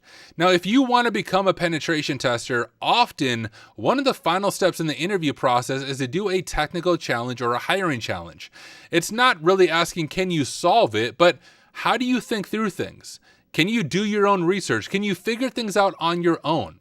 Now, what I want to showcase is a machine called Reset by Volab. This is a retired hiring challenge. This was a challenge that potential pen testers would have to work through in order to get a job at this company. And now we get to see the behind the scenes of this hiring challenge. So if you want to know what one of these technical challenges are like, this series of videos is for you. Now, this machine has a lot going on, and although some of you like watching me for 5 hours, not all of you enjoy that. So I'm breaking up this series into multiple shorter videos, and in part 1 right now, I am going to show you enumeration of this hiring challenge. Before we dive into it, I do want to let you know that this video is sponsored by me. A big thank you to Tyler Ramsbey for sponsoring this video. And as of right now, my AWS pentesting course is available for only $20 for lifetime access. That price is going up June 1st. So let me go ahead and jump to this video from this cool guy named Tyler, and then we will dive into this lab together. My Intro to AWS Pentesting course is available right now for only $20 for lifetime access. This course covers everything from setting up your own AWS Pentesting lab to IAM enumeration and Lambda and S3 buckets and privilege escalation, all ending with 2 full capstone challenges created by me based on things that I see in the real world when doing AWS pentesting. So go ahead and get signed up right now and learn AWS pentesting for yourself. Happy hacking. Hey, well, thank you, Tyler, for making this video possible. Hey, Tyler, you are welcome. Hey, if you are interested in that AWS course, you can find a link in the description of this video. Once again, $20 for lifetime access until June 1st, then the price will be going up. But let's go ahead and dive into this hiring challenge. So I shared before, the name is called Reset from Volab. If you've never heard of Volab, it is an incredible platform. I have multiple videos on it. You can Google it. You can figure it out on your own. But here is the IP that we are starting with. So step number 1 is step number 1, before I added Etsy host, I'm going to make a folder for it. Anytime I work through challenges like this, I like to make separate folders so I can keep everything organized here on my Kali Linux machine. So I'm going to make a directory for the machine. We'll call it Reset, and we'll cd into that directory. Now what I'm going to do is add the IP to my Etsy host file on Kali Linux. Now Etsy host on Linux is simply the file that is used to resolve domain names to IP addresses. So you can think about it like your phone book in your phone. If I want to call Nefos, for example, although Nefos, I don't think I actually have your phone number, but if I want to call Nefos, I would just type Nefos into my contact list, and my contact list resolves his name to his phone number. I don't have to know his phone number, I just need to know his name. Well, that's what Etsy host does on Linux as well. We don't have to remember the IP if we put the host name in Etsy host. Is it really live? Wrench, we are really live. Welcome to the show, my friend. You are in the live studio audience. It is good to have you here. But let's go ahead and do this. We'll do sudo nano Etsy host. I'm going to drop down to the bottom here, and I'm going to add the IP, and we'll call it reset.vl for Volab, and control X, Y, enter. There we go. And let's go ahead and see if this actually went through. We can try to ping reset.vl, and we are able to ping it, so we are good to go. Now let's get our note set up right here. I'd like to use Notion for note taking, but honestly, it's less important what you use for taking notes, and just more important that you're in the regular habit of taking notes every time you work through a course, every time you work through a lab, for a few different reasons. Taking notes helps really cement the learning for you, but taking notes helps you have a resource to go back to when you see something similar. So I really do take notes on every single thing that I work through. We're going to do first an H1 section, and I'm going to call H1 enumeration. The thing I like about Notion is I can add a table of contents. like so. And then under enumeration, I'm going to do an H2, and we'll call this our nmap scan. And we're going to drop the results of our nmap scan right here. We'll jump over to nmap, or not nmap, rather my terminal. And I like to use RustScan. You could use nmap. Either one does the same thing. I appreciate RustScan because the syntax is a little bit easier for those who are newer to the field and newer to CTFs and hiring challenges like this. To do RustScan, we'll do RustScan-A. We're going to pass it our target of reset.vl, and then we can pass the open ports over to nmap. Let me explain the syntax. So here is the RustScan command. We're telling, hey, RustScan, I want you to scan all of the open ports on this host. And for every open port that you find, I want you to pass it over to nmap. And then on nmap, I want you to scan every open port with the -A flag. If you know your nmap flags, you know that -A is like, hey, throw all of the enumeration scripts at every single open port. So this is a very quick one-liner that will find every single, at least TCP port that is open, and then find any service information that might be running on those ports. Easy to remember, easy to run. Hello all in chat. All right, you can see it is already done. So let's go ahead and grab this information and we will drop it into our notes if I can actually grab it properly.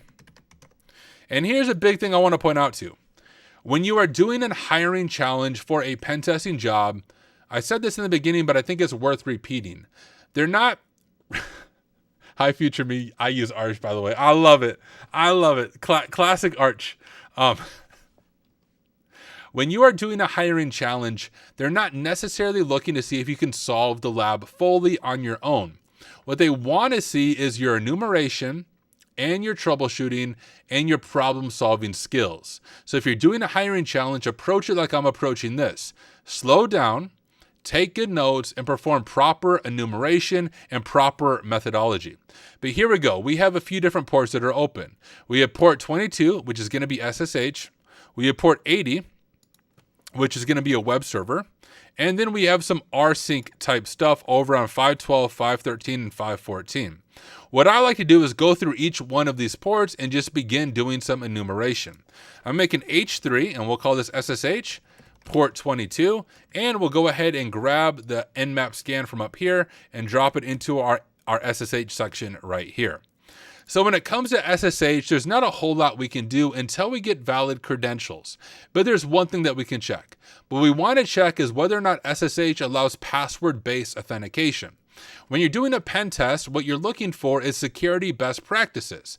And best practice for SSH is to only allow key-based authentication because it's more secure. If you allow password-based authentication, you open yourself up to password spraying attacks. And actually, if you find password-based authentication allowed on a pen test, you would put that on your report as an informational or a low finding depending on the context. It's super easy to check for that. If we go over to our terminal, we can do SSH root at reset.vl. We'll say yes, and we are prompted for a password, which tells us password-based authentication is enabled on this machine, and we will go ahead and say that. Password-based auth is enabled. This would technically a finding, low or informational. Now, if you were doing this as a hiring challenge and you made a note like that and you went over that in the debrief with the interviewers, you're already going to shine above most of the candidates because CTFs and pen tests are different. When you approach a CTF, generally your end goal is to pop a shell and then get privilege escalation and find the final flag. When you do a pen test, it really is a more holistic overview of the entire environment. Password-based authentication being enabled on a CTF isn't that big of a deal, but in the real world, it really is a legit finding that you would report to the client. If you know that, if you have that trick up your sleeve, you're already looking better than most of the candidates applying for this job and going through this hiring challenge. So we have SSH, now we have port 80. We can do a lot more enumeration on port 80 or on the web server, so let's go ahead and do that. We'll do an H3. We have HTTP 80. I'm going to drop in the nmap scans right here, or the nmap results right here. And we can see a few different things. We have Apache 2.4.52. We could always look for version information there. And that right there is also another finding. This would be an informational, but you would add it to the report of server version disclosure. Generally speaking, best security practices is you don't want to reveal the version of software on your web server, even if it's not vulnerable right now, because it allows an attacker to much easier fingerprint your environment. So another thing that you could draw the interviewer's attention to as a potential finding if this was a real penetration test. For our case, we could research vulnerabilities there. We also see that the login is admin login, so without even opening the web page, we know it's likely some type of login. We have some HTTP cookie flags, and we see the supported methods. Now, before we even dive into this, there's a few scans I like to run. And I realize, what did I call this? Is this an H2? I'm actually going to change these to an H2 because it works better for my notes. Let me change that. Let me change that. And what I like to first check is we'll use dir search to look for any directories that we might be able to brute force. That would be like /secret, for example. We can also look for vhosts or virtual hosts. These are essentially subdomains that are sharing the same IP, but might have a different website that's operating. So we can look for vhosts. And then finally, we'll just look at website functionality, get a feel for how the website actually works. Before we even look at the website, because our scans can take a little bit of time, let's kick off these scans. I'm going to open up my terminal here. We'll clear it. I'm going to rename this to dir search, and we'll run dir search against this endpoint. We'll do -u, http reset.vl. We can just use the wordless built into dir search. I've noticed it does a pretty decent job, and we'll hit enter. I'm going to open a new tab, and we're going to use my vhost fuzzer. You can get this from my GitHub. My GitHub is just github.com, Tenebrae93. I have a bunch of random scripts that I drop in here, but if you go over to offensive security, I do this exact same thing for real pen testing. Yes, math the myth. But here in my GitHub, I have a vhost fuzzer right here. It's just a wraparound for FUF because I always forget the syntax for FUF. But that's how you can get to this tool I'm going to show you. It's just my vhost fuzzer. If we do -h, you can see it accepts a domain, wordless, URL, and FS filter. Let's go ahead and run this. Our domain is reset.vl. Our wordless, we can use user, share, wordless, dirbuster, directory list, 2.3, medium.txt. URL is reset.vl. And we don't know our FS filter, so I'll just do 1. And even with that, nothing is popping up, and it is already complete. That went too fast.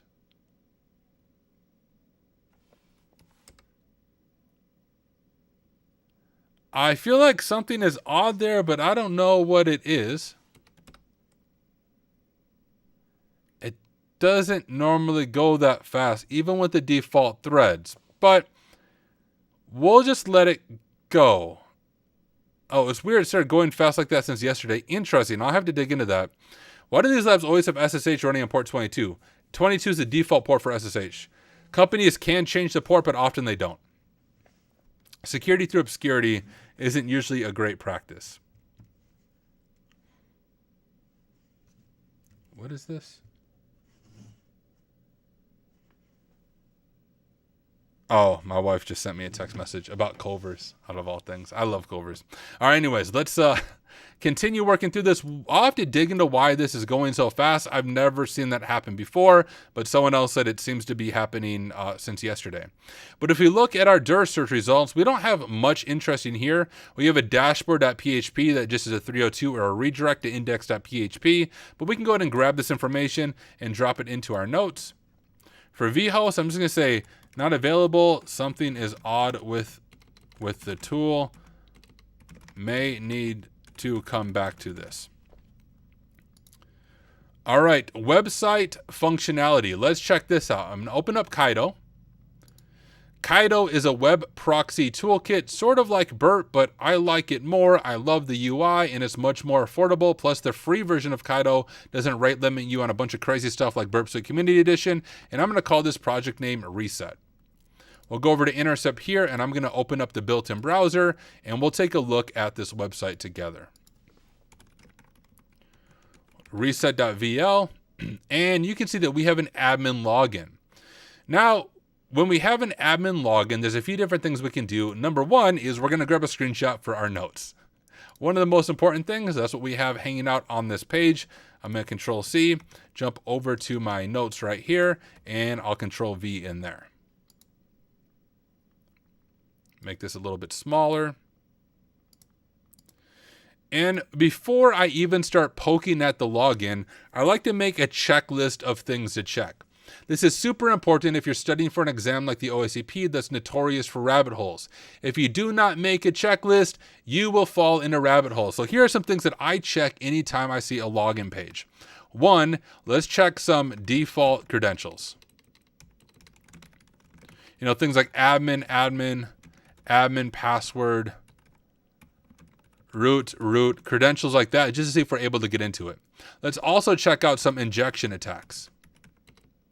We'll check SQL injection and NoSQL injection. We will also check the forgot password functionality.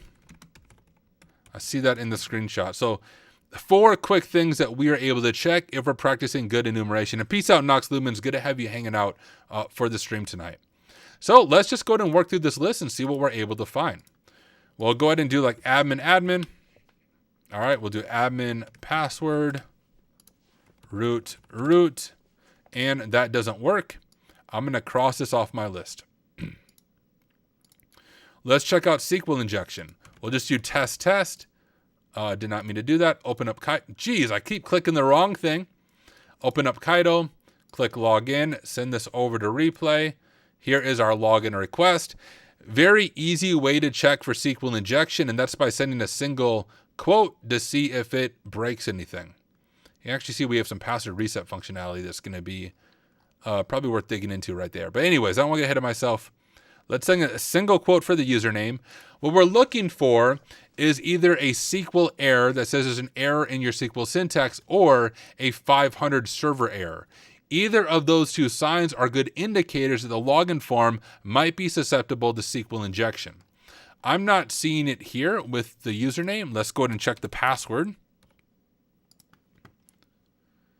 And I'm not seeing it here with the password either. Another thing that we can test is not a real user. No, we can test NoSQL injection, which would just be appending onto the username like so. We can do not equals like so. So if the username does not equal not a real user, log me in. And that doesn't work either. So some simple things that we can check right away in the login form, and we can mark those off our list. So we'll go ahead and say, no, this is likely not vulnerable to SQL injection and likely not vulnerable to NoSQL injection. So let's check out the forgot password functionality. It says enter our username. We can just try admin, and let's intercept this request as well so we can see what it looks like.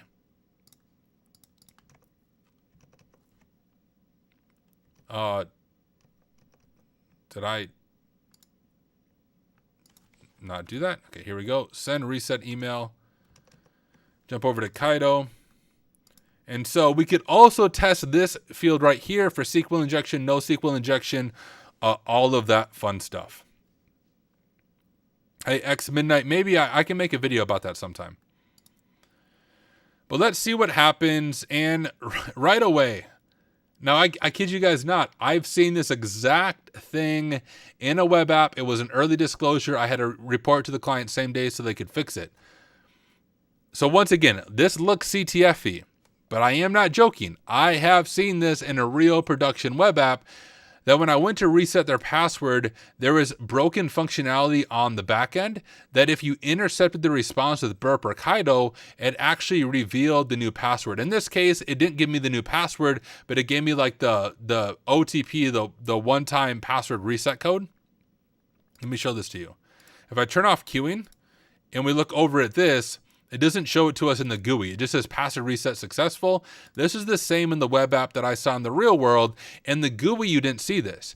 But if you intercepted the request, you were able to see that, oh, shoot, it's sending something in clear text after I do that. Let's grab that for our screenshot. We'll go like this, and I'm going to copy new password. We have it right there. and we'll Control C and drop that into our notes.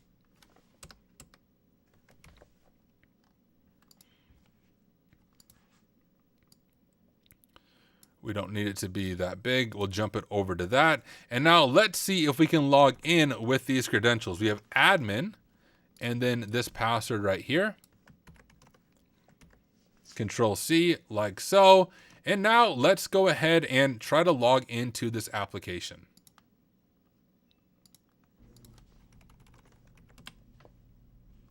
Oh, you know what? I reset the password twice. So I actually need to grab the new password again, because I'm a genius. Go to replay, we'll get that password, then I'm going to go ahead and drop this one so it doesn't resend the request, and we'll grab the new password right here. Once again, if you missed what happened there, when I was messing with Kaido, I reset the password more than once, so then the first password reset was not actually the correct password. So now that I did it one more time without doing it a second time, let's see if this password works for us. And it does. We are able to log in as admin. So we can go ahead and jump to our notes here. And I'll just make a new H3 and we'll say authenticated enumeration of the web app. Drink of water. Hey, thank you, NadeSec, for hanging out. But we don't have too much functionality here. We have an admin dashboard. We can select a log file. We have 2 different logs and we have an ability to view logs. So let's just see what happens. We'll turn on intercept again so we can see these requests. Click view logs, jump over to intercept and do replay. We will hit send here and you can see it gives us log contents, but nothing is going on. But this sure seems interesting. And let me ask you guys, I know those of you watching after the fact on YouTube, you can't answer this in real time, but we have over 100 people right now on the live stream. What is something you guys would recommend testing if you were doing a web app pen test or a hiring challenge and you saw a file parameter like this trying to pull from a log file? Let me know what you guys would do. In the meantime, I'm going to add this information to my notes. The main functionality is to pull logs. This is the request. Yes, okay. You guys are right on. So Trickmaster said poisoning log, Zero Cool said LFI, and those 2 things kind of go together if you're able to line them up. Now, if you're new to pen testing, LFI is local file inclusion. It is a way that potentially we may be able to read files from the file system that we shouldn't have access to. And if we can get LFI, if we can read those files and if we can get them to render in the web GUI, we might be able to do log poisoning with PHP or something and give ourselves full RCE access to the underlying server. But step number 1 is to fuzz to see if we're able to do LFI. Let me show you how we can do this in Kaido. I don't know if I have this file built in.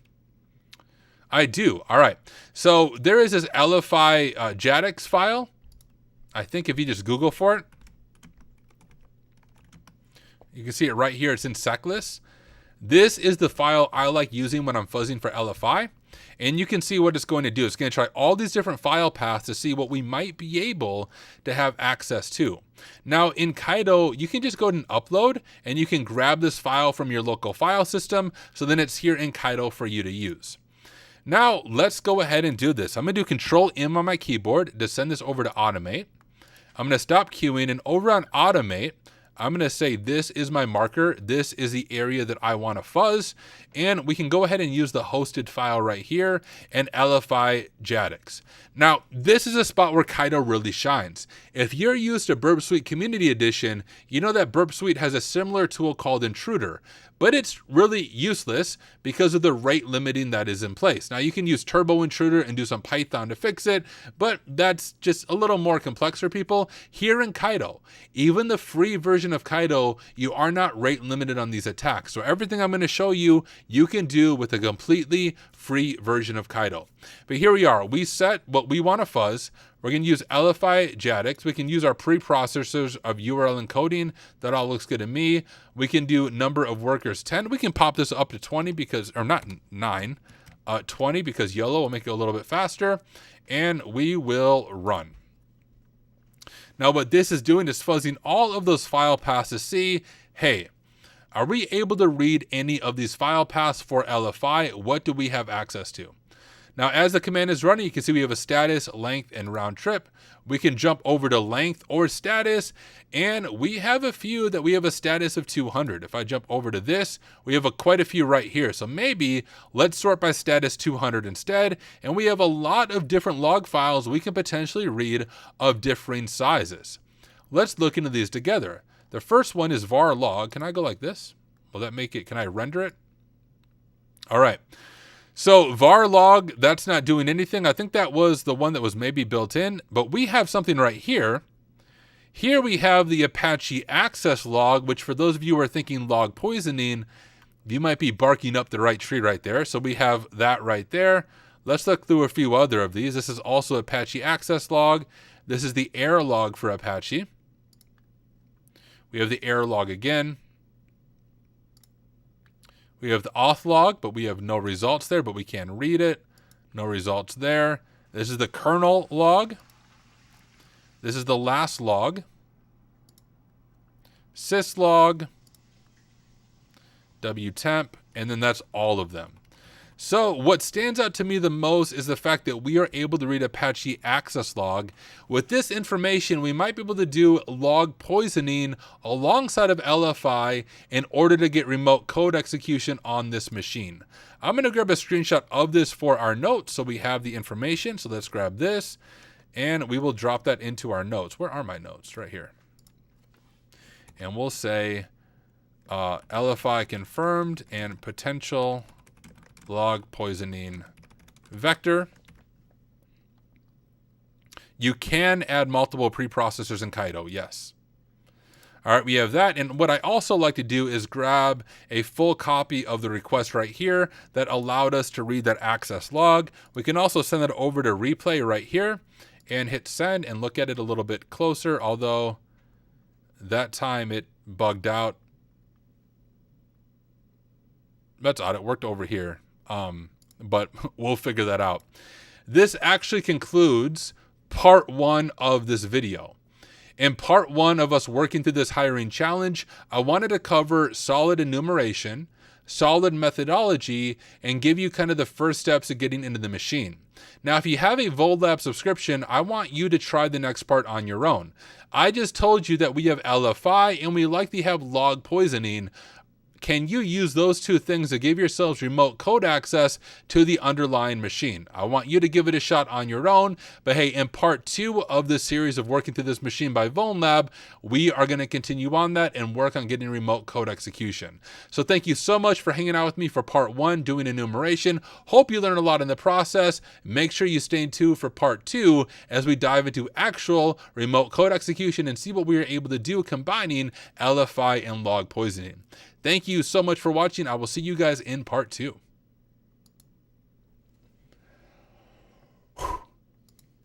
Boom.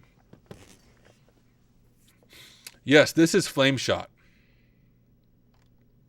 the screenshot tool. Well, guys, it's been about 2 hours.